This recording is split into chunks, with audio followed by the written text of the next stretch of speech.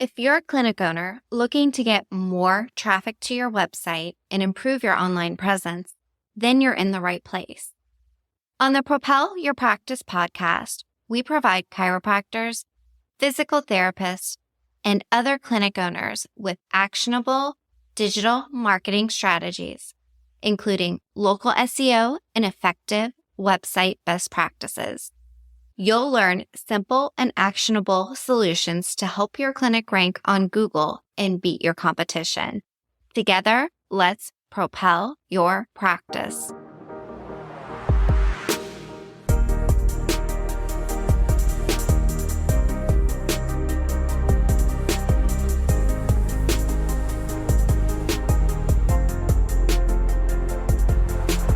Hello, and welcome to this episode of the Propel Your Practice Podcast. I'm your host, Darcy Sullivan with Propel Marketing and Design. In this episode, we are answering some of the most frequently asked questions about blogs and blogging. The title of this was inspired by watching way too much Bravo with the tell-alls that they have on some of those shows. And so I thought it would be fun to call this one the Blogger's Tell-All, where we're answering all of the most common questions asked about blogs. And most people, when they start to ask some of these questions, do use phrases like, I'm embarrassed to ask this, or I can't believe I have to ask you this, but. So, if you are new to blogging, if you have never blogged before, if you have questions about blogging, this episode is for you, or if you just want to simply improve your blogging capabilities. As a company, Propel Marketing and Design deals mainly with clinic owners. So you will see us using examples throughout and providing additional resources throughout this episode directly driven from key audience. As I'm recording this episode is going to be released the week before Thanksgiving in the US in 2023. So following this episode, the following week, which would be the week of Thanksgiving, we're going to do 2 replays from 2 of the most popular, older episodes relating to blogging. And if you ever hear me talking about creating evergreen content, these 2 episodes are by far great examples of that. Back in 2022, we did a series on creating blogs and blog posts. 2 of the episodes from that series are truly evergreen content that will, in fact, be part of those 2 episodes that will be released on the week of Thanksgiving. Those will be an episode about blogging 101 and one of my most favorite episodes ever, the anatomy of an effective blog post. Very cool stuff. Well, hey, before we dive in, if you are following us on Instagram, please do at propelyourcompany.com. If you have any questions about blogging, SEO, website, content marketing, or more, please give us a shout out on there and let us know. Your questions truly do drive the content that we provide on the episodes here. So, okay, let's dive in. First question that I know some people hate to even ask is, do you even really need a blog? Well, yes, but no.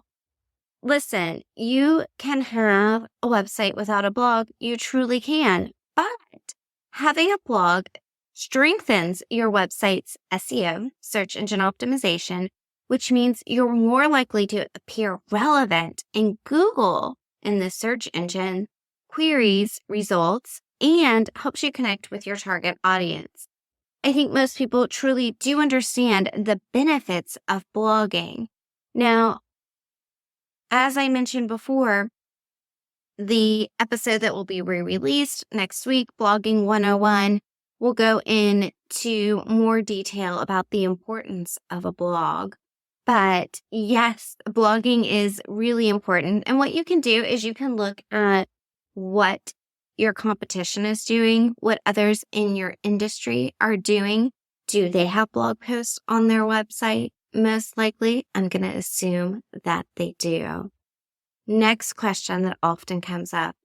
This next question can be a little confusing, especially if you're just starting out blogging.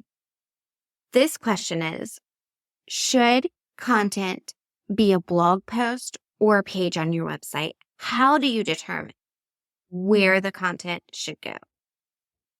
For this one, I am going to suggest that you reference one of our materials called Should It Be a Blog Post or a Page on Your Website? But to answer the question, users come to website pages for information about a company, product, or services. They go to blog posts for information about a specific topic. So you can see how that can be a little bit different there. Next question people ask is, what should I blog about? With this, I suggest that you get started with your most frequently asked questions. Remember, users come to web pages for information about a company, product, service, etc. They go to blog pages or blog posts for information about topics. You can do this by creating a top 5 list, how to post weekly tricks and tips, frequently asked questions. You can do interviews and more. We have a great blog post called What Should Chiropractors Blog About, with samples included. Some of these samples include creating a list, like I mentioned before. This could be the top 5 reasons to see a chiropractor while pregnant. You can create how-to articles, like how to safely and secretly stretch your back while at work. You can create FAQs, like poor posture, all your questions answered, and more. Again, you can check out that article for some simple suggestions on topics to help you get started. Even if you're not a chiropractor, you will probably find that article very helpful. Another question people ask all the time is, how often should you blog and how long should your blog post be? We created a blog post dedicated to diving into this question. You can grab that in the resources section or by visiting our website, propelyourcompany.com. That blog post is called How Often Should You Blog? How long should your blogs be? And the truth is, it's going to really, truly vary by industry. I suggest that you look and see what your competition is doing, not just your competition, but your top ranking competition. What are they doing? Are they blogging monthly? Are they blogging weekly? Look at that and help that gauge how often you should blog.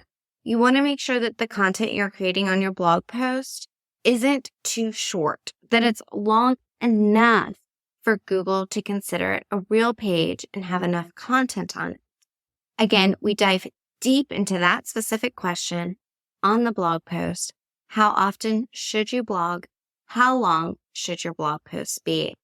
Now, after you've been blogging a while, which a lot of our listeners have been, right?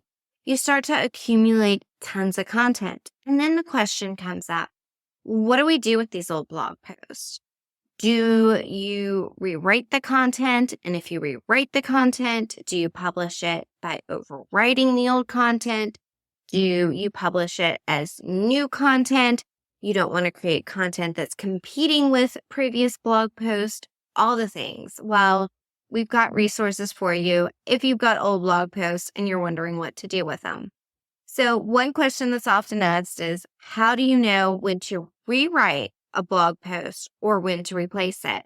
We've got a great podcast episode that we did that breaks this down. You can find that by visiting the website or looking through our podcast. It's called Rethink or Republish, Choosing the Best Blogging Strategy. Now, once you've decided what your strategy is going to be with what are you going to do with all these old blog posts, you can update. And if you're going to update them, I suggest that you check out our blog post called 7 Ways to Update Old Blog Posts and Boost SEO. That's a great resource that will walk you through how and what you can do to those old blog posts to make them new again. Other questions that come in about blogging have to do with tools. Are there any tools that you can use to make blogging easier? There's tons of tools out there. I think a lot of us are familiar right now as I'm recording this with new AI tools. And while we would not say that you should rely solely on them and just use them, they can be a great additional resource. So can Google Docs. The simple ability to jump into a Google Doc and type out and organize your blog post before uploading it to your blog, or using Grammarly, which we love to help with your grammar. And we'll be talking about some resources for images here in a little bit, but we had a great episode when we did our 2022 blog series on the Propel Your Practice podcast. And that episode, 10 fierce blogging tools to make the process more efficient and effective, would be the resource you would want to turn to for that one. Other people always want to know, give me shortcuts, make it easy. What do I do when it comes to blogging to make it easy? If it was easy, I would do it more often. Well, if that is you, next week's replay is going to help you out tremendously.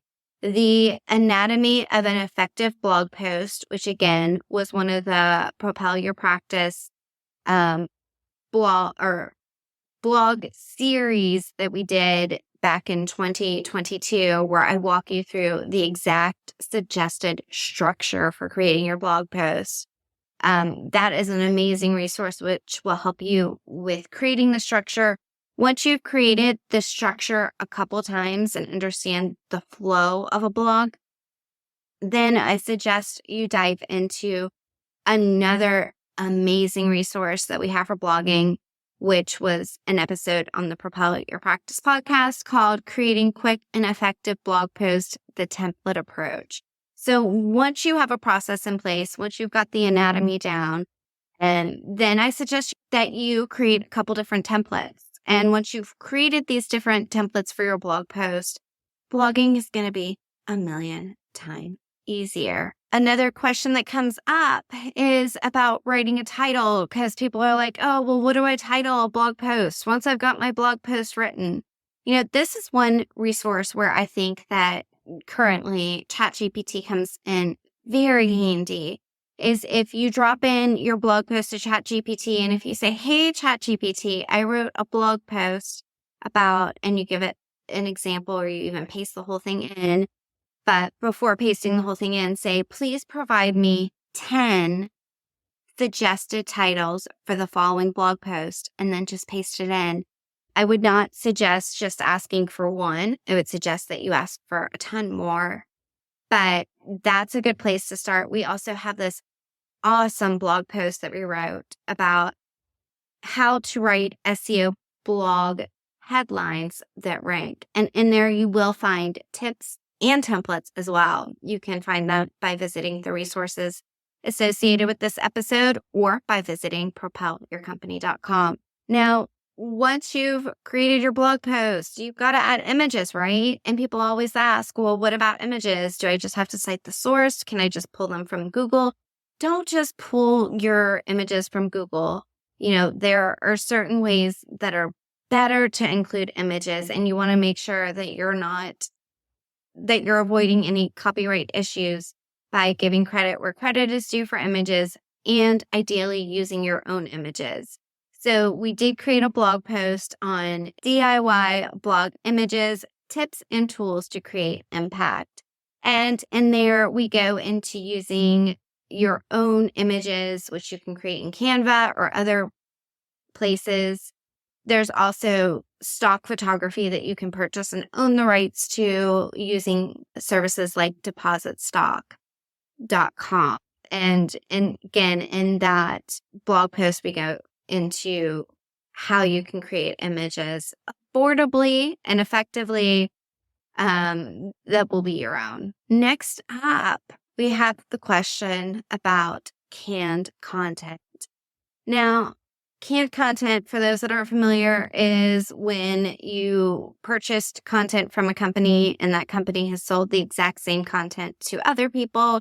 Maybe you purchased a blog bundle or somebody was blogging for you, but they were also using that exact same word-for-word content on other sites. And the question always is, what do I do with it? Should I use it? If you do have canned content on your website, I suggest that you check out an episode of the Propel Your Practice podcast that we did called Canned Content. Should you use it? And if so, how? In that episode, we break down how you can restructure that content to really make it your own. And of course, one of the more popular questions that comes in all the time is, can I use AI to create my blog post? Here's the answer. You can use AI to help you create your blog post, but please, please, please do not just simply go to ChatGPT and say, hey, ChatGPT, please write a blog post for me about fill in the blank. You need to give it way more directive. And again, we have a resource for you if you are leaning towards using ChatGPT. Please check out the Propel Your Practice podcast about the 3 ChatGPT mistakes that can hurt your clinic's marketing and SEO. All right. Well, this was totally an episode that was jam-packed with the questions that come in all the time and giving you resources to help you dive deep into the answers that are associated with them. So, happy blogging. Well, hey, before we head out, I want to invite you to join in on a free masterclass I put together on the 5 secrets to owning the first page of Google without paying for ads. You can find a link to sign up for this free masterclass in the show notes for this episode or by visiting propelyourcompany.com/learn. During this workshop, we do a deep dive into strategies to help you improve your online presence, including your Google business profile. That's what used to be called the Google My Business listing and what controls the Google Maps section, along with how voice SEO plays a big role in today's search and where you should be focusing your efforts online for the biggest impact. All right. Well, that's it for today. Again, you can join the masterclass by visiting propelyourcompany.com/learn. And if you have a topic that you would like to hear on an upcoming episode of Propel Your Practice, please send it in by visiting propelyourcompany.com/podcast-topics or looking for the link in the show notes. Thanks so much for your time. I'll talk to you soon.